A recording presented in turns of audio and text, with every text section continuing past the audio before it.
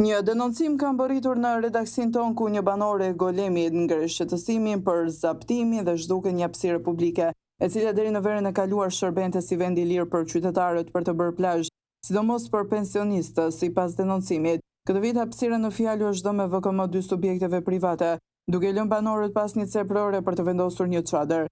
Bëhet fjalë për një zonë të vogël në plazhin e Malit të Robit, e cila deri dje është shpëtimi të moshuarve, të cilët nuk përballojnë do shezllone me çmime të larta dhe mezi paguajnë ilaçet. Cila është drejta jonë si banor të Golemi që paguajmë taksa dhe nuk kemi mas një centimetër rër ku të shkojmë? Pyet qytetare në denoncimin e saj. Ajo tregon se së bashku me banor të tjerë kanë shkuar në bashkinë e Kavajës për të kërkuar sqarime, por zyrtarët lokal i kanë thënë se vendimi është marrë nga Ministria e Turizmit me vendim të Këshillit të Ministrave, duke ja kaluar gjithë hapësirën hotelit Fafa, hotelit Klajdi dhe një plazhi publik që nuk ekziston më.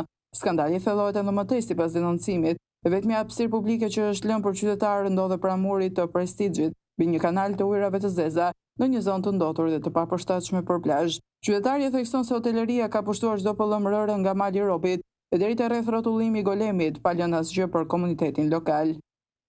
Kjo pjesë e këtu ka qenë vitin e kaluar plazh publik. Këtë vit Fafa ka ardhur dhe ka zaptuar, ndërsa Klajdi thotë që pjesa tjetër është e tij. Vjet të paktën kishim një korridor 2 metra ku rrinin pensionistët, tani edhe ato vende kanë marrë, u kanë hequr çadra të moshuarve dhe i kanë përzën, shkruan qytetarja për redaksin ton. Në një vend ku hapësirat publike po zvoglojnë çdo ditë, ky është një rast flagrant i privatizimit të egër të Bregdetit shqiptar me bekimin e shtetit. Ministria e Turizmit në vend që të mbrojë të drejtën e qytetarëve për akses, duket se po vepron në të kundërt, duke ia dorëzuar gjithçka hoteleve. S'ka më vend për qytetarët e thjeshtë në plazhet e Shqipërisë?